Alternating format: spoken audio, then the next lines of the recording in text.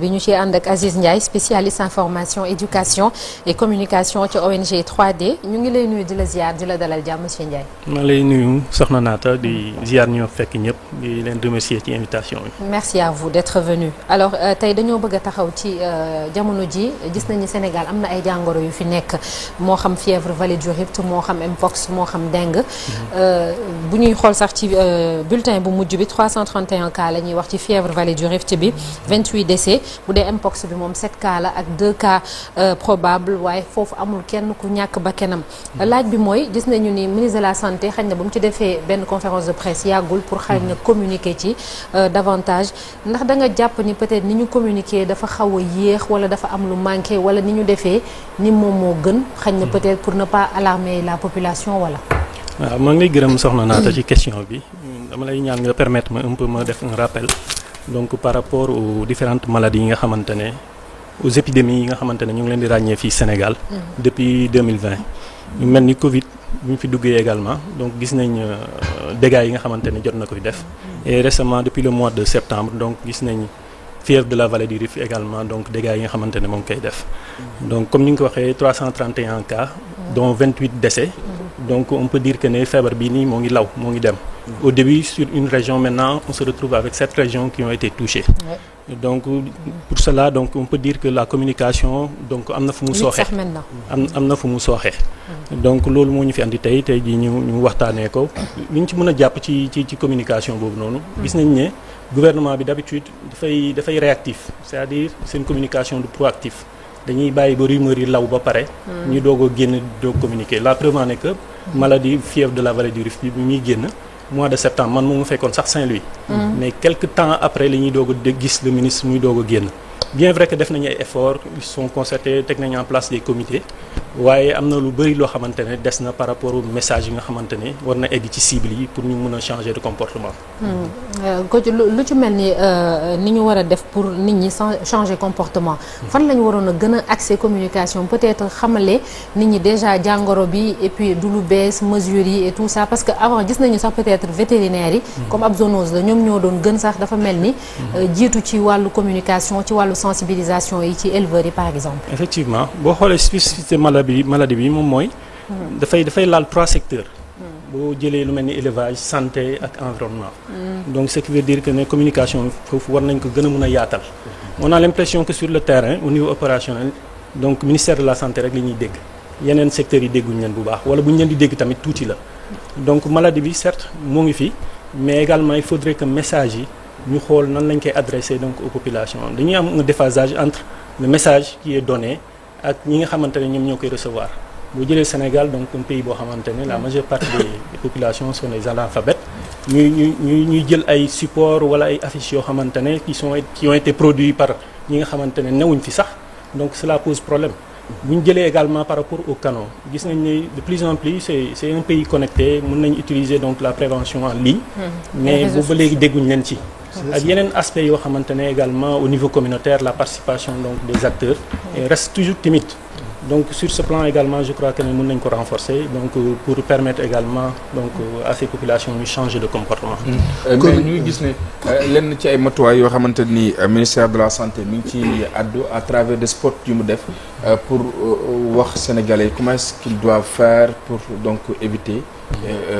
jàngoro yu ni mel même également tournée yi nga xam ne moom lay def dafa doyul wala taxawaay bi ñu ci waroon a njëkk am moom matu. waaw c'est ça comme yow wax nga ko sax je crois que ne affaire yi ba léegi doyul parce que comme ni nga ko waxee à l'entame de mes propos on a commencé par une région on se retrouve avec 7 régions ce qui veut dire que la maladie progresse donc sur ce plan je crois que ne il faudrait que ñu renforcer également ces messages yi nga xamante ne ñoo ngi koy joxe sport yi nga xamante ne ñoo ngi koy joxe également ñu adapté ko aux langues nationales c'est-à-dire ñu bañ a tënku ci français bi rek ak wolof bi mais également ñu adressé que ñi nga xamante ne ñoo nekk au fin fond donc du Sénégal. ok Abdou Aziz wax nga ko jàngoro ji mi ngi fi. mi ngi law. di gën di yaatu. communication war na. communication bu nga xam ne aussi doo tiital askan bi doo leen affolé. waaye yaakaar naa ni war nañu gën a agressif ci communication bi pour nit ki xam jàngoro ji lan moo koy joxe. naka lañ koy moytoo naka lañ koy faje ak naka ngay fagaroo ba du yegsi ci yow te loolu dafa laaj une communication bu yaatu ci support yi nga xamante ni xëy na du nekk rek télé wala rajo. tout à fait donc cette communication comme ni nga ko waxee c'est un couteau à double tranchant. li nga wax noonu il faut à la fois ne pas faire peur donc aux populations mais en même temps donc rendre compte de la situation adresser le bon message. Donc sur ce plan je crois que il y a des compétences ils ont les compétences pour. Mais il faudrait que comme ni nga ko waxee ñu gën a agressif par rapport à cette communication. Parce que jusqu'à présent li ñu gën a dégg à travers les médias c'est les débats politiques économiques. Alors que on a une trentaine de morts donc en moins d'un mois. Donc ce qui veut dire que la situation est grave donc il faut améliorer donc de cette communication à ce niveau. nit ñi sax dañ dem ba maanaam day am benn communication bu nga xam ne ñu mel ni man xamuñu ci dara ñoom ñoo koy def dem nañu ba am ñu nga xam ne fi mu ne ñemeetu ñoo lekk yàpp. Voilà c'est ça donc je crois que sur ce point donc il faudrait une communication de proximité. Il faudrait ñu bañ a rester au niveau central rek c'est-à-dire aller vers les acteurs yi nga xamante ne qui sont beaucoup plus près des communautés leur parler qui ont cette légitimité donc sociale et linguistique ñoo gën a mën a waxal nit ñi bi nga xamante ne dinañ mën a gën a changer seen comportement. Mais ci mbirum communication boobu sax est-ce que mënuñu dem ba di gën a cibler parce que là on parle de zoonose muy feebar boo xam ne day jóge ci mala wàllu nit. te ñëpp xam nañ ni que fii ci Sénégal ñi ci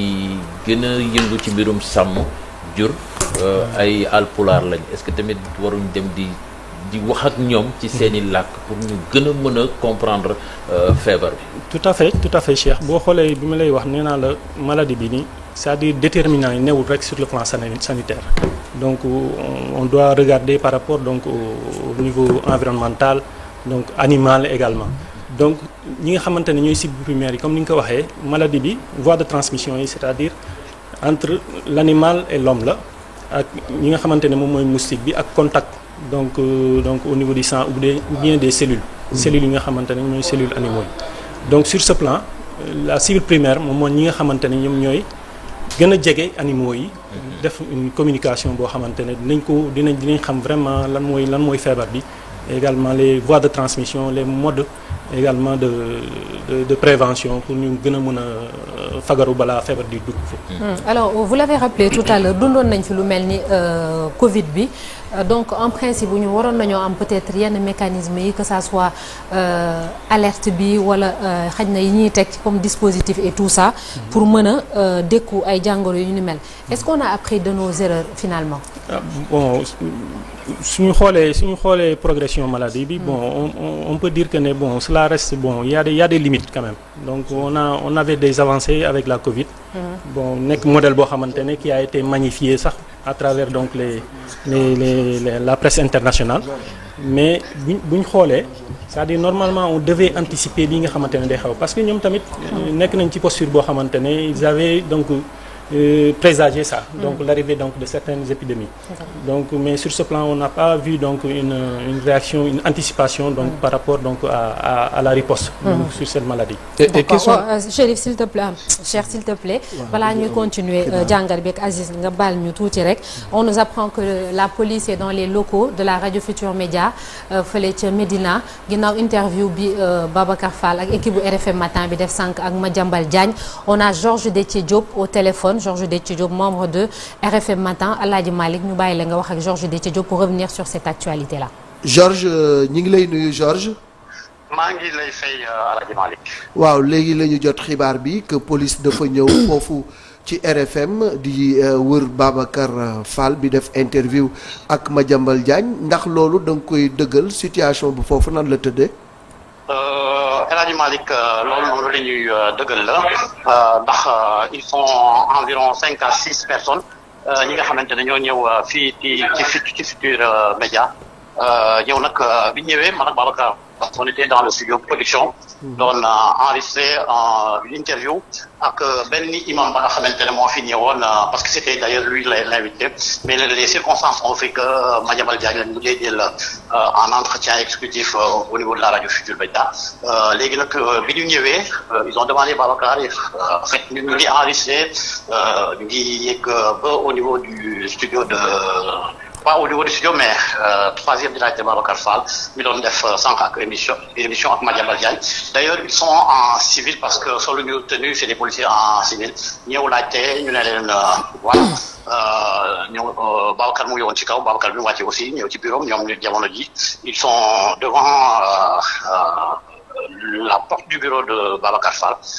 ñenn ñi di waxtaan ak El Hadj Assane parce que El Hadj Assane aussi comme c'est lui le directeur de la radio ñoom la ñu nekkal ba jamono ji à un certain moment sax ñu ngi koy naan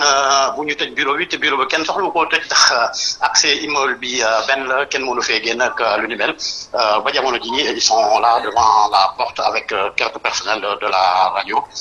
ñi nga xamante ne ñoom ñooy l'équipe de RFM matin di laajte ki nga xamante ne moom mooy Babacar Fall El Hadj Assane aussi est là avec moi xëy na peut-être mu jéem koo jege. bu fekkee ne mën na cee sànni kaddu El Hadj Assane. waaw ñu jël El Hadj Assane donc information bi mi ngi noonu jamono ji ñuy wax ak yéen police ñu ngi foofu ci RFM ginnaaw bi nga xamee ni Babacar Fall def na entretien exclusif ak Madiambal Diagne directeur ñu ngi lay nuyu. El Hadj Malick. waaw El Hadj Assane ci waxtaan man la Georges ba léegi. waaw mu ngi ci waxtaan. xëy na xam naa ci kanam dana addu ñoom ak ñoom El Hadj Ndio bokk ñu ni mel jusque là c'est la situation qui est là ici à l'immeuble Elimane Ndour où les policiers ont effectué une descente tout à l'heure après interview bi nga xamante ne Babacar ak bu ko doon am ak Madiambal tout à l'heure dans la matinale de la RFM tout à l'heure en tout cas daal ñu ngi fi ba léegi taxaw nag ci bunt bi jàpp seeni njàmbur ñenn ñi di waxtaan ak ñu ni mel ak itam le personnel de la radio qui était là depuis 6 heures du matin pour faire vivre les auditeurs comme c'est de coutume RFM matin la matinale de la RFM. waaw ñoom bi ñu ñëwee lan la ñu wax ndax dañu wax ne dañu am mandat wala boog lan la ñu teg ci seen loxo pour mën a ñëw dugg foofu ni dañuy seet Babacar. jamono ji mënaguñu wax ne am na lu ñu teg ndax dañoo ñëw daal voilà laajte ani Babacar Fall mi doon def émission RFM matin xëy na peut-être d'un moment à l'autre peut-être ndax ku ñëw soxla nit fekkee ne takki jar nga wala ngay doxal li nga xamante ne moo di yoon kayit moo koy firndeel mais ba jamono ji on ne peut pas encore dire si am nañu kayit bi nga xamante ne moom la ñu indi un mandat wala une convocation ou autre chose mais jusque là daal ils sont là. mais amul benn fitna. non ñoom ñeneen ñaa ngi toog ci taxaw beneen côté bi yëpp ñeneen ñi ci buntu bi ñeneen ñi ci escalier yeeg yu ni mel di waxtaan seen biir seen ñi jàpp seen jàmbur personnel bi aussi nekk ci kii bi jusqu'au moment où je te parle Babacar muy ci biir ñoom nag duggaguñu pour quoi que ce soit instant bi daal la situation est quelque peu calme. ayca bu ci kanamee tuuti dinañ ci dellusiwaat balaa émission bi jeex pour suivre le développement de cette actualité. merci beaucoup El Hadj Malick voilà mu nekkoon Georges Déthié Diop en direct fële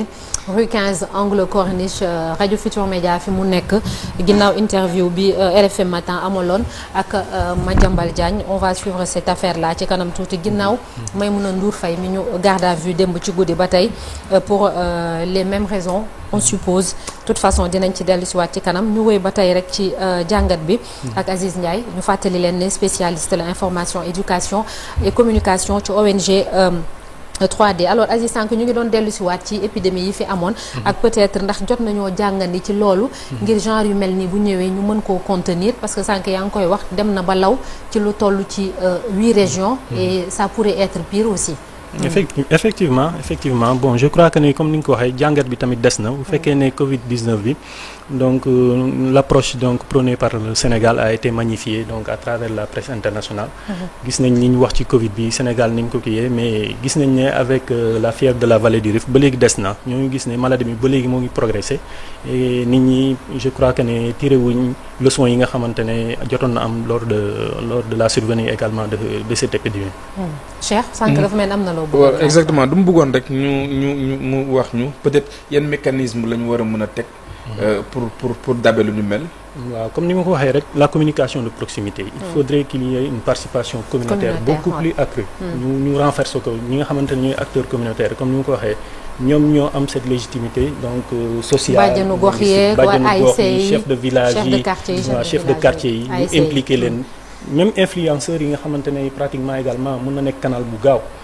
yi nga xamante ne bu fekkee ne encadré nañ leen c'est-à-dire ñu mun a porter le bon message jox ko ñi nga xamante ne ñoom ñoo ci war a jot. ñooñu ñëpp yaakaar naa catégorie yëpp la ñu war a cibler waruñu restreindre rek ñu mu tuddati ñi nga xamante ne ñoom ñoo war a mën a participer dans la riposte. nañ ratisser large jéem a toucher ñi nga xamante ne ñoom ñoo nekk les composantes de la société. surtout les acteurs communautaires. D'accord Cheikh merci beaucoup merci Aziz Ndiaye ñu ngi lay sant di la gërëm bu baax a baax. ma fàttali ni spécialiste en information éducation nga et communication ci ONG 3D merci beaucoup. jërëjëf sax man jërëjëf yendu ak jàmm dañuy jàll léegi ci suñu gan ñu dalal ko.